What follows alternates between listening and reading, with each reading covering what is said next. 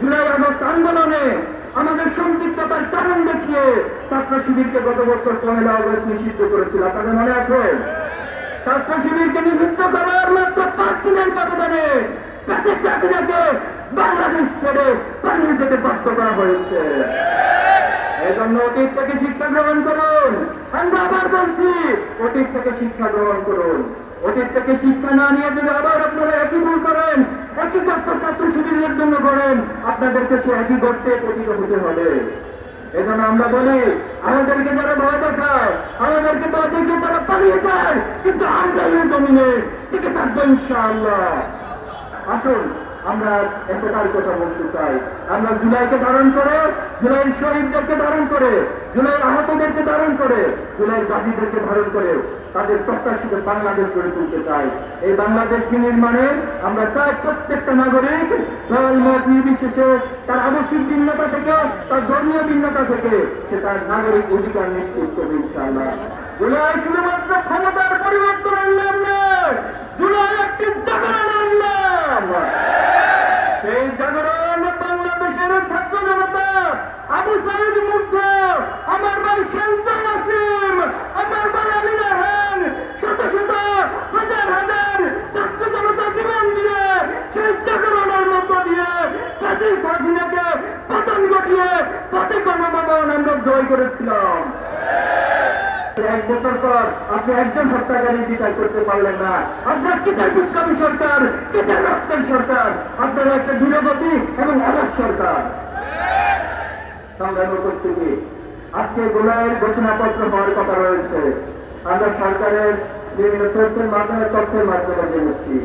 আমরা এবার তো আহ্বান জানাবো, এই ঘোষণাপত্র শহীদ গাজীদের বাংলাদেশের ইতিহাসের সঠিক ব্যাখ্যা সহ বাংলাদেশের প্রত্যেকটি নাগরিকের অধিকার নিশ্চিতের জন্য আগামী দিনে যদি কেউ ফ্যাসিস্ট হতে চায়, সেই ফ্যাসিস্ট হওয়ার পথ রুদ্ধ করার জন্য একটি সমৃদ্ধ ঘোষণাপত্র পেশ করবেন।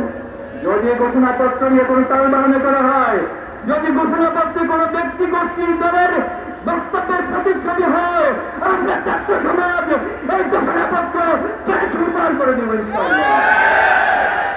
যারা আমাদের দেশের নদীগুলোর মধ্যে বাদ দিয়ে বর্ষাকালে সেই নদীগুলো ছেড়ে দিয়ে আমাদেরকে বন্যায় ডুবিয়ে মারে, আর খরার সময় আমাদের উত্তরাঞ্চলগুলো সহ প্রত্যেকটি জায়গায় খরা তৈরি করে, তারা কি আমাদের বন্ধু হতে পারে? আমার দেশের ফেরানিকে হত্যা করে তারা জুড়িয়ে রাখে, তারা কিভাবে আমাদের কাছে বন্ধুর দাবি নিয়ে আসে? তারা আমার দেশের প্রত্যেকটা জায়গায় তাদের গোয়েন্দা সংস্থার মধ্য দিয়ে এই দেশটাকে স্বাধীনতার সার্বভৌমত্বকে নষ্ট করেছে।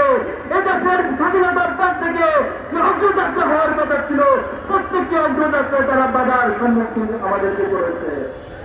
তারা কখনো আমাদের বন্ধু হতে পারে না। জুলাই ছিল আধিপত্যবাদের বিরুদ্ধে, আপনার তাদের হত্যার বিরুদ্ধে এক চূড়ান্ত জাগরণ। সংগ্রামী উপস্থিতি, আজকে আমরা দুঃখের সাথে দেখছি এই জুলাই নিয়ে একটা শ্রেণী টেবিলবাজির রাজনীতিতে নিমগ্ন হয়েছে। আমরা স্পষ্ট ভাষায় বলতে চাই, এই জুলাই কোন একক মাস্টার মাইন্ড, একক দল, একক গোষ্ঠীর নেতৃত্বে হয় নাই। এই জুলাইতে আমাদের ব্যানার ছিল, আমাদের দলের কোন পরিচয় ছিল না। আমরা সেদিন প্রত্যেকে মাজলুমের পরিচয়, মাজলুমের ব্যানার ধারণ করেছিলাম। আমাদের নির্দেশনা ছিল এখানে কোন একক নেতৃত্ব থাকবে না, এখানে প্রত্যেকের নেতা, প্রত্যেকের কর্মী, প্রত্যেকের বিকল্প হিসেবে ভূমিকা রাখবেন। এবং সেভাবে ছাত্র সমাজ ভূমিকা রেখেছিল। কোন কারণে 10 জন মারা যাবে, বাকি 10 জন পিছন থেকে দাঁড়িয়ে যাবে, 100 জন মারা যাবে, পিছন থেকে 500 জন দাঁড়িয়ে যাবে। এটাই ছিল জুলাইয়ের পরিকল্পনা, এটাই ছিল জুলাইয়ের পলিসি, এটাই ছিল জুলাইয়ের প্রকৃত বিজয়। এটা যারা ক্রেডিট নিয়ে অসুস্থ রাজনীতি করছেন, মেহরবানি করে আপনারা এগুলো থামান, এগুলো থামান। আপনারা 71 নিয়ে আওয়ামী লীগ যে ক্রেডিটের রাজনীতি করেছে, এর জন্য 71 বিফলে চলে গেছে। 24 নিয়ে যদি আবার এই ক্রেডিটের রাজনীতি শুরু করেন, 24 কে যদি ব্যবসায়িক কার্ড বানিয়ে আপনারা ব্যবসা শুরু করেন, ছাত্র সমাজ বসে থাকবে না। কিন্তু এই বাংলাদেশকে নবস্বপ্ন আল্লাহ, নবস্বরূপ উন্মোচিত হওয়ার যে দারুণ মৃত্যু করেছে আল্লাহ, আমরা সেই সকল শহীদ ভাইদের জন্য দোয়া করছি, তুমি তাদেরকে শহীদ হিসেবে কবুল করে নাও আল্লাহ। আল্লাহ তাদের এই রক্তকে তুমি কবুল করে নাও আল্লাহ, তাদেরকে সাহায্য সর্বোচ্চ মর্যাদা তুমি দান করো আল্লাহ।